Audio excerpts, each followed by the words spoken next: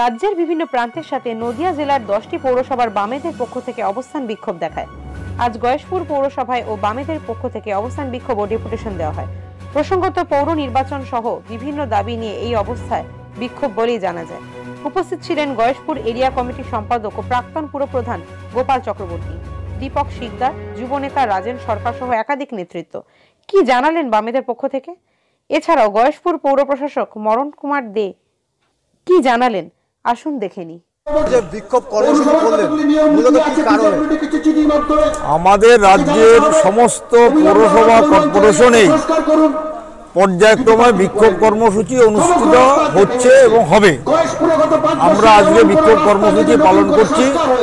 মূলত গত মে মাসে এই বোর্ডের মেয়াদ শেষ হয়ে গেছে। নতুন করে নির্বাচন হওয়া উচিত এবং নতুন বোর্ড গঠন করা উচিত।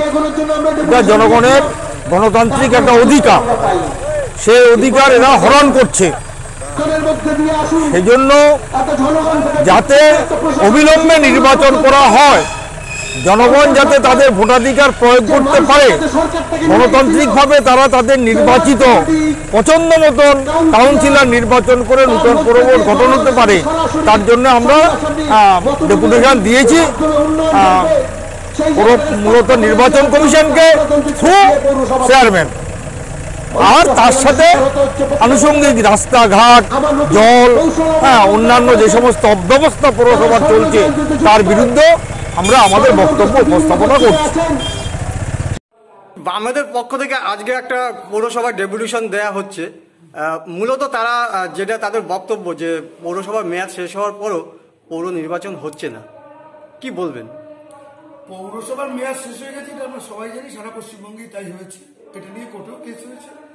এই প্যান্ডামিক সিচুয়েশনে সরকার মনে করেছে যে পৌর নির্বাচন এখন করা যাবে না, তার জন্য বোর্ড অফ অ্যাডমিনিস্ট্রেটর গঠন করেছে। সুতরাং এই আন্দোলন করতে গেলে এই আন্দোলনটা তো নির্বাচন কমিশনের কাছে গিয়ে করা উচিত। কারণ পৌর প্রশাসক বা চেয়ারপারসন বোর্ড অফ অ্যাডমিনিস্ট্রেশন সেটা যাই বলুন, আমাদের তো সম্ভব না যে নির্বাচন কালকেই কল করা। এটা সরকারি সিদ্ধান্ত হবে, নির্বাচন কমিশন সরকার আলোচনা করে ডেট ঠিক করবে। তো এটা নিয়ে তো হাইকোর্টও করেছে, সেখান থেকে তো সেরকম কোনো ভার্ডিক্ট হয়নি। তো এনিওয়ে আমার মনে হয় এই ডেপুটেশন সারা পশ্চিমবঙ্গে তারা দিচ্ছেন এবং নদিয়া জেলার 10খানা পৌরসভায়ও দিচ্ছেন।